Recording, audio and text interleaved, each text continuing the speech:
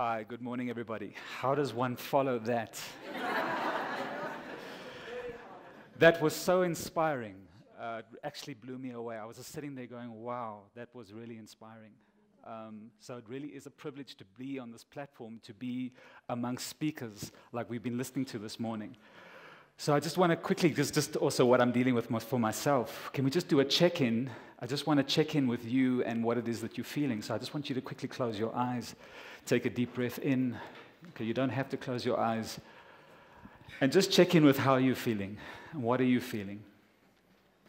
Okay, great. So just open your eyes. So it's important to just check in with what we're feeling. It was interesting on my hotel card coming in. It was speaking about our state of mind has got to do with the location of our body.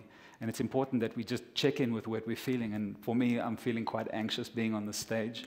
I'm anxious because my wife took away my speech and said, speak from the heart. And I'm also anxious because I'm speaking about a really challenging topic for myself as a man, and that's the problem with men. That was really the topic that I wanted to speak to, because there is really an alarming narrative that we have growing about this problem with men, and it shows up in different ways. It showed up in the talk before, but I'm speaking specifically to how we as men show up for women and children, and particularly around the banner of gender-based violence. It's a very concerning narrative, okay? So my name, as you heard, is Heinrich Reisenhoffer, and I'm a story healer. And I work through theater, I work through coaching, I work through shamanic facilitation. And what I'm passionate about, obviously, as you heard, is gender equality, but I'm passionate about men, bringing men to that conversation. And so I'm passionate about men, working with men, and I'm passionate about the subject of shame and men, okay? And it's really about my own journey as a man, because there came a point where I realized that I was really ashamed of being a man. There was a lot of shame for me, and it was really unconscious for most of my life. I was ashamed of being a man. And I didn't trust men. I didn't have strong bonds with men because I disengaged from the masculinity that I saw around me. And there was an impact for that. And I particularly didn't trust white men, which is ironic considering that I am white. But how it showed up in my life was that I was disconnected emotionally from myself. I was all in my head, I was operating in my head, and I was doing something curious that really impacted my relationship, is I was inviting shame into my life by my behavior in relationships, and by the people that I was in relationships with. And it caused a lot of unhappiness in my life. I was getting depressed. And so I went on a journey of healing for myself as a man, which was embracing who I was. Was I willing to embrace who I was? And my wound is really a legacy wound. A legacy wound. It had a lot to do with my grandfather. My grandfather was an alcoholic. And when he drank, he was a beautiful man when he was sober, but when he drank, he hurt the people around him in the worst way that we can imagine. And I didn't want to be that at all costs. I didn't want to be that. And so I cut off from myself. I cut off from anything to do with men. And my journey of healing was really about embracing the legacy that I came with, because I realized if I had to embrace myself as a man, I had to embrace everything that came with being a white man. And that meant the legacy of my father, the legacy of my grandfather, and the legacy of all men in this country. And in that process, I really took a stand. I declared that I was responsible for gender-based violence. I was responsible for rape culture. I was responsible for the problem of men. I am it. And in shamanic facilitation, we have a distinction about story healing, and that is you cannot transform any story that you yourself are not willing to own. There's a song that goes, "Que mi medicina me cure, es la medicina de todo." And the song says, the healing that cures me is the healing that will cure the world. And that's really what got me into men's work. So I work with an organization called the Mankind Project, amongst other organizations, which does incredible healing work for men. And I created a theater production called #JustMen, which was about activating men to own this issue of gender-based violence. Now, up until now, men have really been mostly silent about it. We've been passive, we've been out of the way, we haven't been involved, it's got nothing to do with us, and it's the same thing, it's shame, it's about disassociating from this, okay? So what I want to do in this talk, from the work that I've been doing with men, from the coaching, is share a perspective that maybe we haven't considered when it comes to dealing with men and gender-based violence, and generally with the issue of men. Because there's a lot of frustration at the moment. For all the marches, for all the activism that we're seeing at the moment about dealing with it, something is not shifting, right? Because we're stuck in a very punitive and outdated way of thinking that we need to shout at men, that we need to shame them, that we need to blame them, that we need harsher laws in order to get them to behave, right? And I want to propose something that we don't actually understand what it is that makes men dangerous. And I'm going to propose something that is counterintuitive, that goes against the common thinking that we have at the moment. And that is, the problem with men is that men don't feel safe. Aha. Because obviously around us, it's obvious to us that women and children are the ones who are not safe, right? I mean, my wife can't even go outside at night. She can't even walk up the mountain at night, okay? Women and children are the ones who are unsafe. And so our reflex has been, really, to try and protect women and children, to empower women not to depend on men. But we're not dealing with why men become dangerous in the first place, okay? So I want you to consider this. What is it that we really want from men? What do we really want from men? And in an ideal world, what do we want from men? We want men to be responsible. We want them to be conscious of the impact of their actions, their words, their behavior on others. That's what we want, right? We want men who can express their masculinity in a healthy way, in a way that serves humanity, in a way that cherishes and respects the feminine. That's what we want, right? Yeah. We want men that are compassionate, honest, open. We want men who are connected to their sense of compassion and their humanity, right? We want men, I mean, imagine that we have men, your fathers, your husbands, who are willing to admit when they make mistakes, who are willing to own up when they lie, when they cheat, when they hurt others, and even when they rape.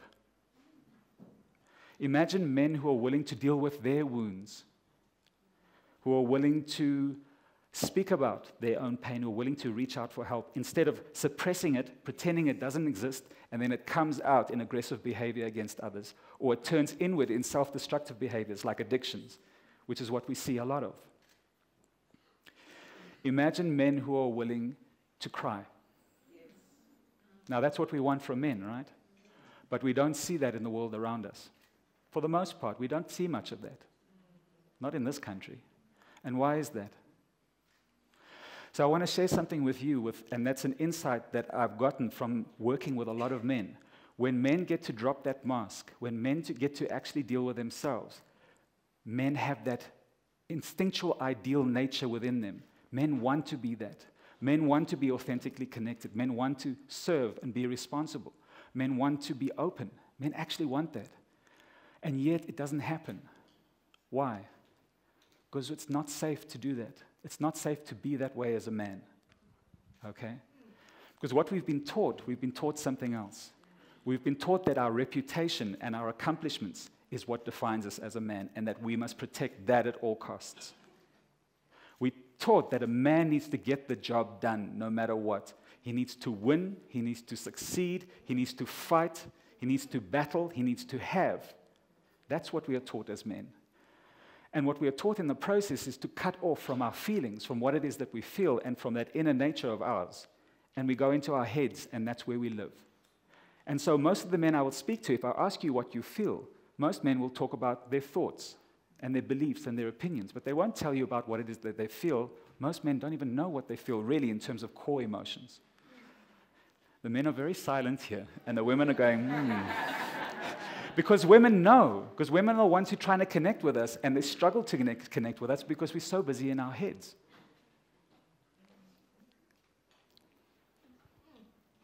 So I want to talk about the work that we do, and just quickly, I just want you to think about something, and I'm speaking specifically to the men.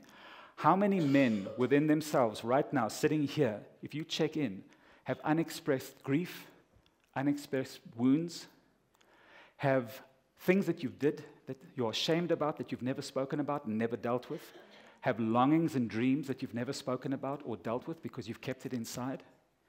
And then we wonder why men become dangerous. Even men who want to do good in the world have that dark side that shines up because they're not willing to deal with their own wounds. So I want to talk about the work that I do, and I want to talk particularly about a man that I met on my journey of creating #JustMen, because I really connected with a lot of men's facilitators, people who are doing work with men, and there's an amazing man called Leslie Thomas. And Leslie works in prisons. He runs the masculinity programs. He also runs the alternative to violence programs. And he also runs the abuse support group for men. So Leslie is a phenomenal facilitator, and he also was in prison for 10 years. And in that time, he had an incredible transformative experience. And it's this experience and this distinction that he brings to his work. And what he realized, what men needed, was a safe space to deal with what was going inside. And this is something that rehabilitation programs were not understanding. That men need a safe, they don't need to be told how to behave, and they don't need to be told what they're doing wrong. They need a space where they can deal with their wounds, where they can drop that mask of toughness that we carry and check in with the wounds inside of them and deal with that. And in that process, connect to their true purpose of what it is that they want to be as men, right?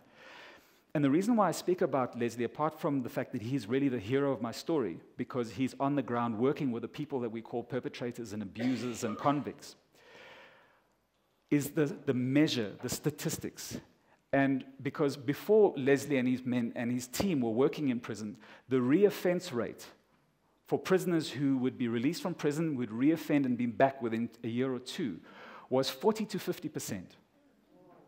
So are prisons really doing the job of reforming? That statistic dropped down to literally 2%. Like there was literally nobody coming back because they connected to their inner purpose. They connected to that thing that we call the sacred masculine, where they connected to their emotions, they connected to, and they're doing the healing work. And this is what I wanted to bring in the production Just Men. It's a theater production, but what I wanted to do was give an audience a direct experience of what that transformation looks like. You get to see that transformation, that light and that shift in men. And so what I wanted to do was a production of men telling their own personal stories about gender-based violence. It took me 5 months to find actors who would be willing to stand on stage and talk about their own stories, as opposed to have a script in their hand. Because remember, actors have public reputations to consider. It took me 5 months. And it really just speaks to what it is that we deal with as men. We don't want to be seen. We've got to be in this image of we've got it handled and we're accomplishments and look, this is what I've done and this is what I... But to actually stand and speak about our flaws and allow ourselves to be seen, that was another thing. And the way we did that was we created a container, what we call a container, where we work with processes and rituals to really create a safe space, agreements of safe space, where men can hold the space for men, where men can love each other, listen to each other without judgment, and where men can check inside of themselves and speak about the things that they've never spoken about. And stuff came to the surface. Some of these actors, some of them had never cried for real in their lives. They cried for the first time. One man discovered, and he didn't realize it, that he actually had been raped. He thought it was normal. He thought it was a normal part of being a young boy. He was about 11 years old. He discovered that, and he wasn't aware of it. He had put it so far and deep away, and he realized how it had impacted the way that he was relating to women for the rest of his life. And these men were terrified as well. They were terrified because they knew that they were going to stand on stage and share this with the public. And what we had to do was really build a sense of safety that these men could actually do that they got complete with people in their lives, that they got complete with people that they hurt and people that hurt them. So they could stand on that stage, and what resulted was an absolutely phenomenal and incredible and profound experience that I couldn't even have imagined. I don't think ever before have we seen South African men being so raw, open, and vulnerable about such a sensitive issue. And women cried, men cried. When we performed in the communities, gangsters, hardened criminals with tattoos and scars, they cried. because they recognized that it wasn't just perpetrators and victims. There actually was a connected humanity. And the response of everyone in the production was that they said was, this production needs to be seen by all, especially young boys growing up, so that they can see that there is an alternative way of being as a man, a vulnerable way, a powerful way of being as a man. And that was a very powerful response that came out of it. And the message really is this: we need more spaces of safety where men can deal with what's going on inside. And I want to say something. Thank you. See, the women are clapping, but I want to say something very interesting. A lot of men in the space have switched off.